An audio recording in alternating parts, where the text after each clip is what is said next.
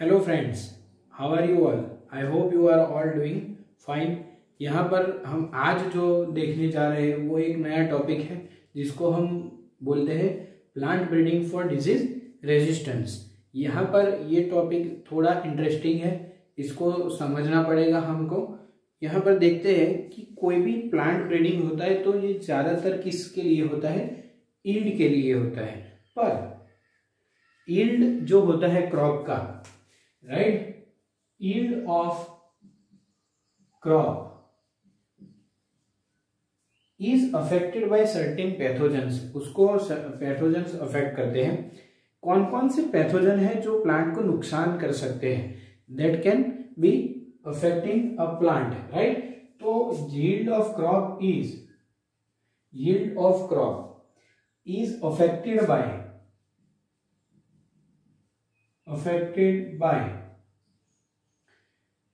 Pathogens, जिसको हम बोलेंगे पैथोजेंस। आपको मालूम है जो कि हार्मफुल होते हैं उसको हम पैथोजेंस बोलते हैं। उसमें फर्स्ट आएगा बैक्टीरिया, दूसरा आएगा virus and the third one is fungi. So basically यहाँ पर प्लांट के अंदर जो नुकसान करते हैं वो 3 पैथोजेंस है, right. Now the yield can be decrease, right. कितना लॉस हो सकता है?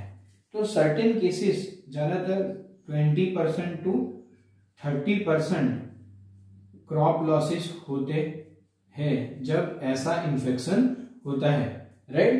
और सर्टेन टाइम्स और in certain cases total loss भी होता है, राइट।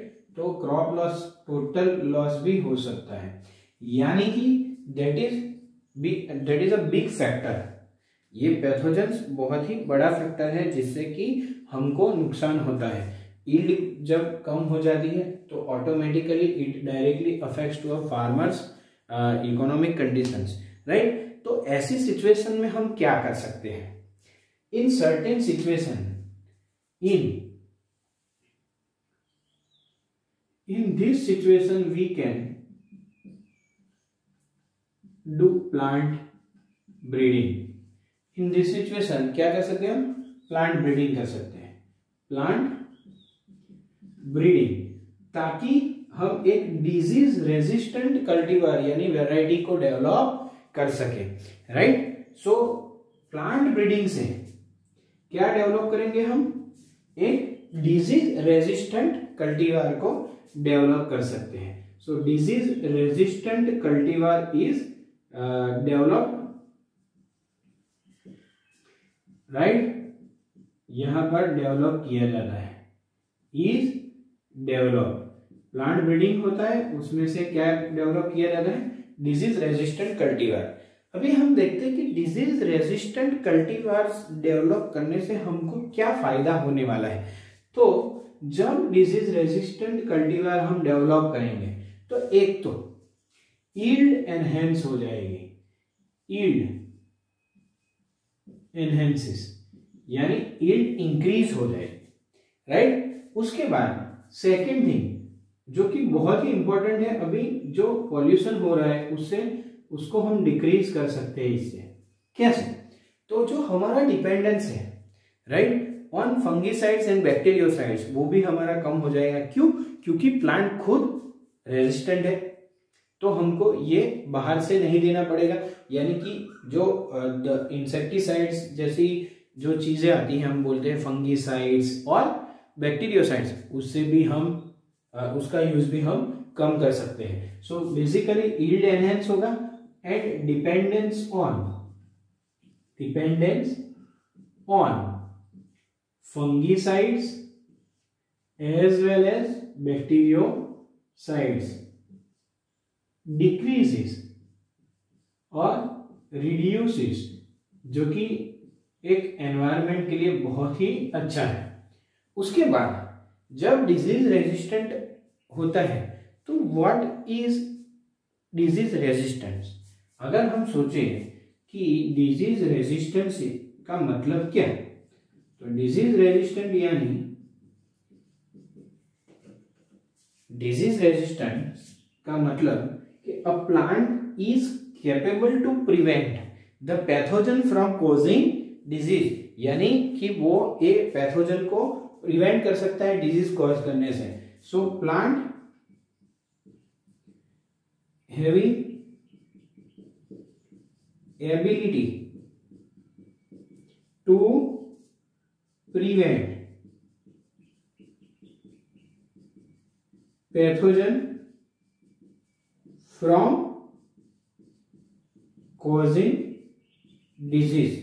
और ये जो रेजिस्टेंस जो है वो किस पर डिटरमाइन होता है, right?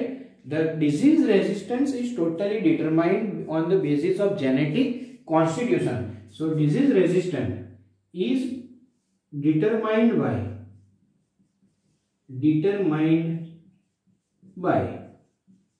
genetic constitution, right? So basically this is about the disease resistant, यानी कि अभी हम समझते हैं कि प्लांट ब्रीडिंग तो हमें करना है, पर उससे पहले हमको कुछ चीजें मालूम होनी चाहिए। अगर हम प्लांट ब्रीडिंग करते हैं तो प्लांट ब्रीडिंग से पहले हमको क्या मालूम होना चाहिए?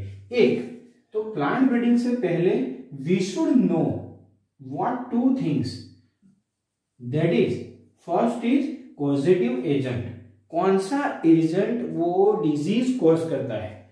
बिफोर प्लांट ब्रीडिंग एक हमको मालूम होना चाहिए causative agent, and second how it is transmitted, यानी कि मोड ऑफ ट्रांसमिशन भी हमको मालूम होना चाहिए। So before plant breeding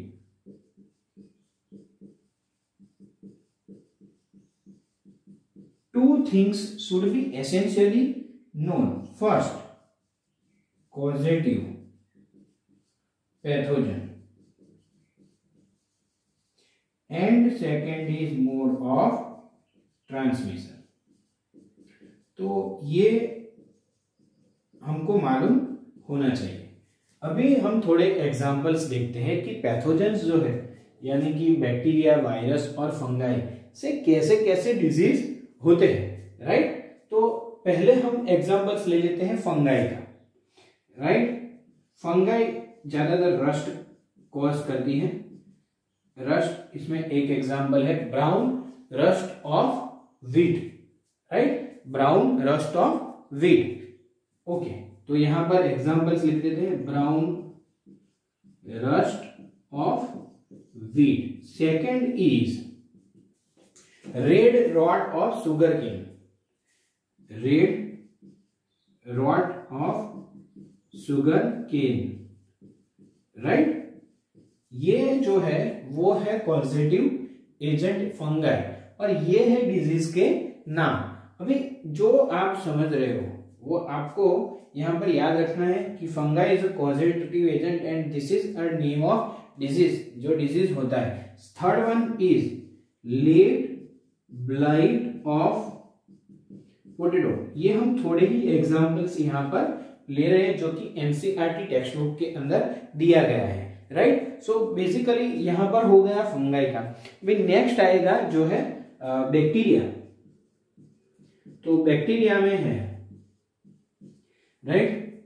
okay, black rot of crucifer, that is an example given in NCERT. तो हम वही ले रहे हैं, ब्लैक रॉट ऑफ क्रूसीफर। और जो लास्ट वन है वो है वायरस।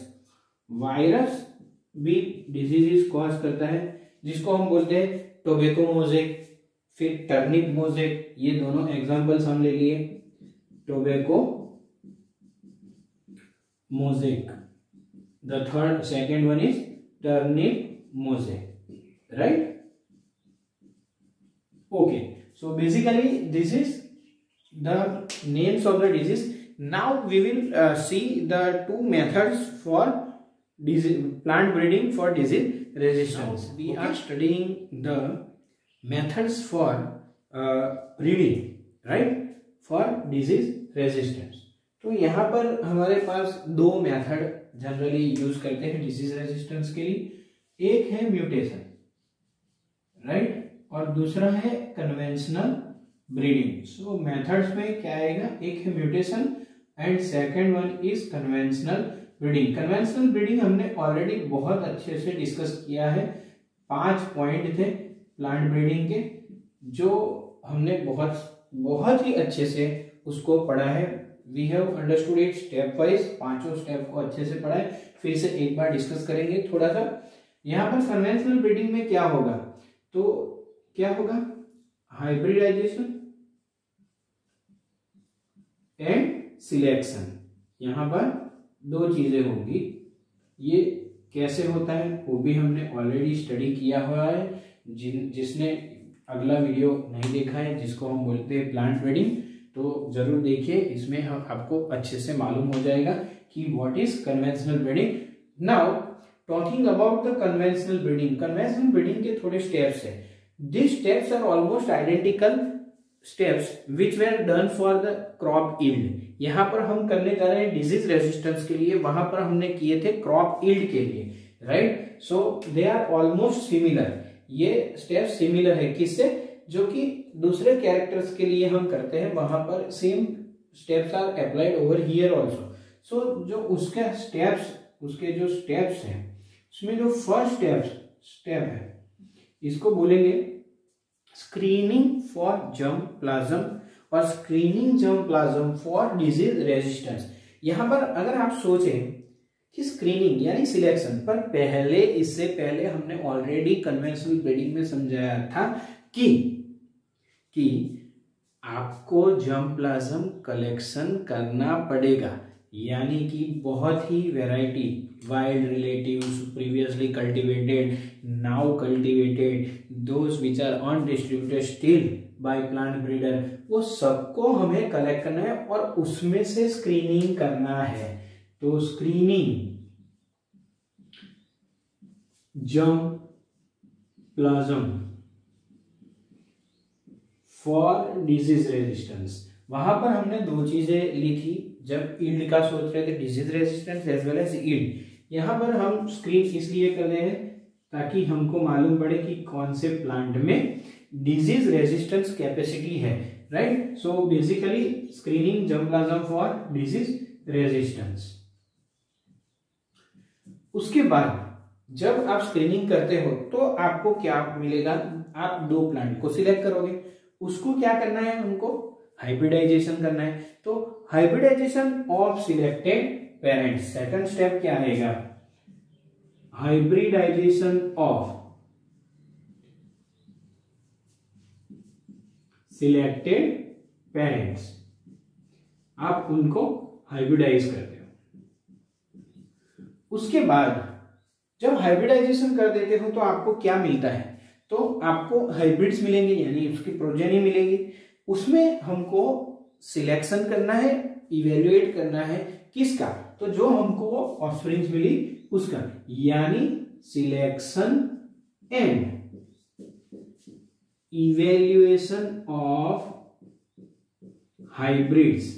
यहां पर हम उनको इवेल्युएट करेंगे, राइट। और फिर जो लास्ट स्टेप आता है उसको हम बोलते हैं testing and release of the new variety, right. So basically अगर हम सिलेक्शन और इवेल्युएट करेंगे तो उसका जो है सेल्फ पोलिनेशन करके वो स्टैटिक ब्रीड बनाएंगे ताकि वो यूज हो सके, या फिर उसको डायरेक्टली हम कल्टीवेट भी कर सकते हैं। तो यहां पर लास्ट जो होगा testing and release of new variety. तो ये हो गया 4 steps. Now those plants which are already developed, right, that we will see in a chart. जो एनसीईआरटी में एक चार्ट दिया गया है वो आपको अच्छे से याद करना है, और उसका एक हम यहाँ पर ये खत्म होने में एक स्लाइड भी रखेंगे जिससे आप नोट डाउन भी कर सके कि जो चार्ट है उसमें से सब दिया गया है, right. So basically this is about the conventional breeding.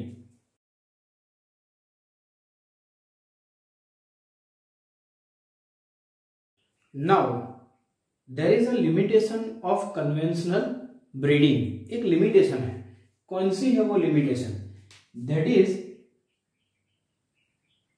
Limitation. इसकी जब हम बात करें तो उसमें ऐसा हम समझ सकते हैं कि there is a limited number of disease resistant genes. जो डिजीज रेजिस्टेंट जीन्स है वो बहुत ही लिमिटेड है, that are present and identified in wild relatives.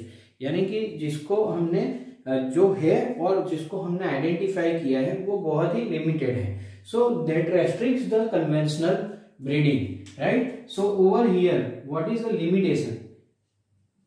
Limitation is limited number of disease resistant genes. Disease resistant genes are present and identified in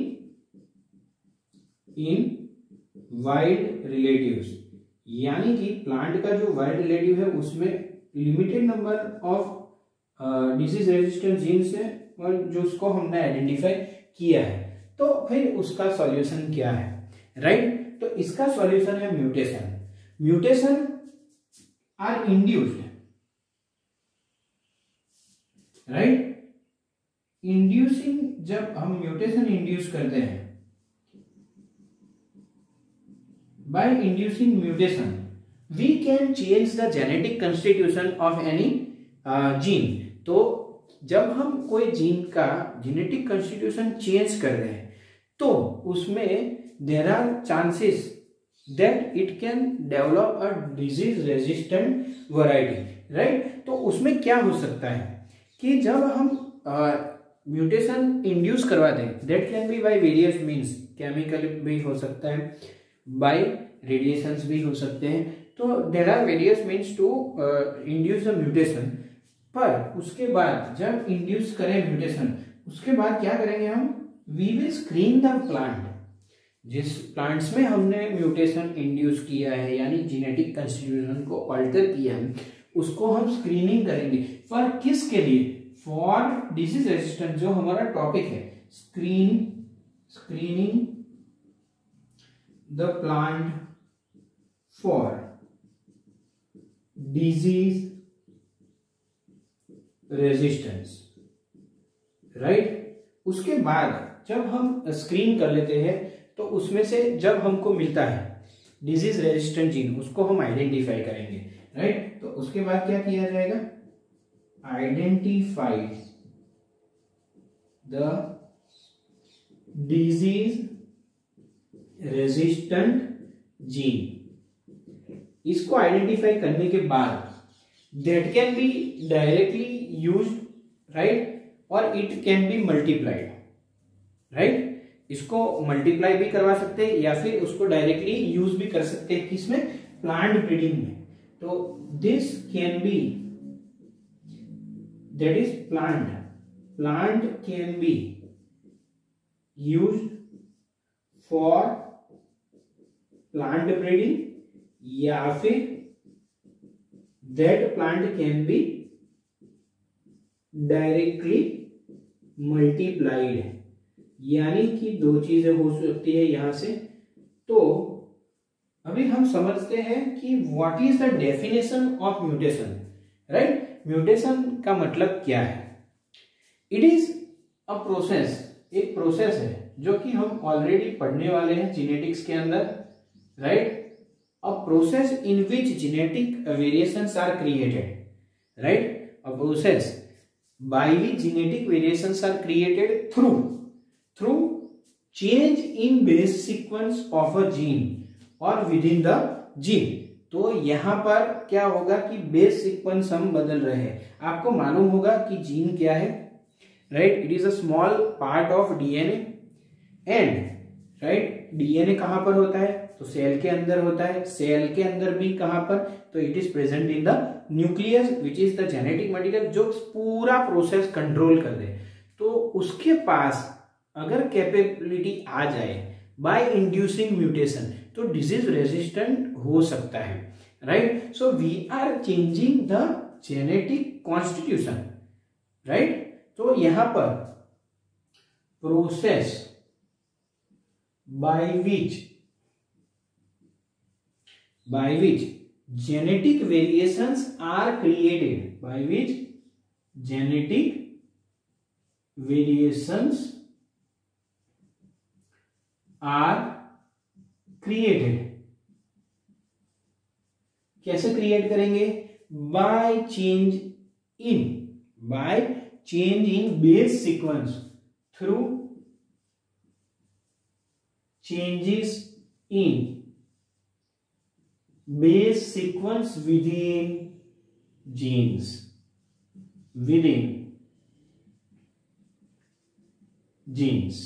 तो ये हो गया म्यूटेशन का डेफिनेशन, राइट. उसके बाद अगर हमको म्यूटेशन को इंड्यूस करवाना है, कैसे इंड्यूस करवा सकते हैं mutation? Mutation can be induced by two veg.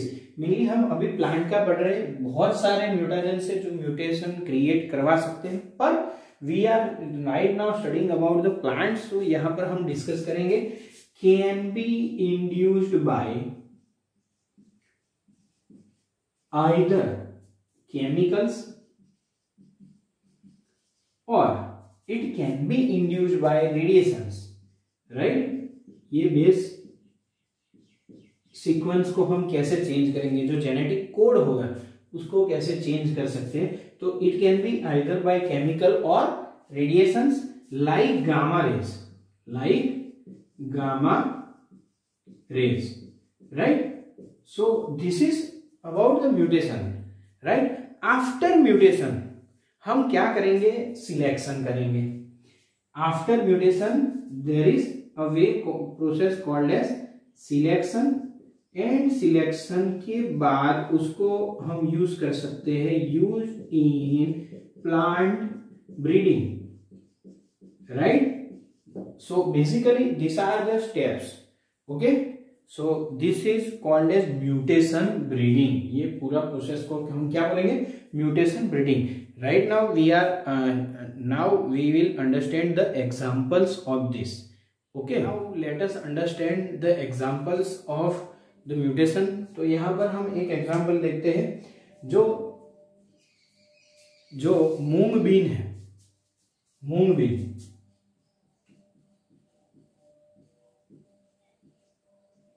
Right. It is resistant to two things, right. Yellow mosaic virus and powdery mildew, and that was developed by mutation, right. तो moong bean के अंदर क्या आएगा? Resistant to, that has been already developed by mutation, resistant to yellow mosaic virus and powdery mildew. तो ये हो गया जो बाय म्यूटेशन से उसको डेवलप किया गया. अभी हम एक और एग्जांपल देखते हैं, जिसमें हम सोचते हैं कि वाइल्ड वेराइटीज जो रहती है, राइट. वाइल्ड वेराइटीज में क्या होता है कि बहुत सारी वाइल्ड वेराइटीज में डिजीज रेजिस्टेंट कैपेबिलिटी है, पर उसकी जो प्रोडक्टिविटी है वो बहुत ही कम है. वाइल्ड वेराइटी जो रिलेटिव्स रहते हैं उसकी ईल्ड कैसी होती है? Low yield, and they are having disease resistant character. तो क्या होता है इस चीज में? जब उसके पास डिजीज रेजिस्टेंट कैरेक्टर होता है तो हम इसको यूज कर सकते हैं. कैसे? कि we can transfer this disease resistant gene,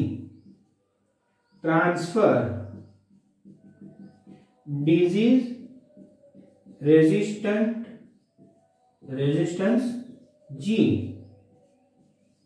to high yielding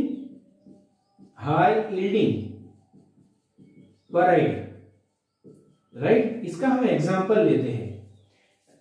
इसमें एक वाइल्ड रिलेटिव्स में एक जीन ट्रांसफर किया. वाइल्ड रिलेटिव में भिंडी जो है, right. You are knowing and familiar with this term bhindi, right. तो जो भिंडी है उसमें वाइल्ड रिलेटिव जो था उसमें येलो मोज़ेक का रेजिस्टेंस है. तो येलो मोज़ेक का जो रेजिस्टेंट जीन है उसको ट्रांसफर किया किसमें, तो जो हाई यील्डिंग वैरायटी थी जिसको हम बोलते हैं Abelmoschus esculentus, right, that is a type of bhindi, Abelmoschus एस्केलेंटस। तो जो ये है उसमें से एक नई वैरायटी बनी, right, new variety produced, new variety is produced and that was called Parbhani Kranti. You have to remember this, Parbhani Kranti. So this variety was created. Okay, so this is all about the conventional breeding and mutation.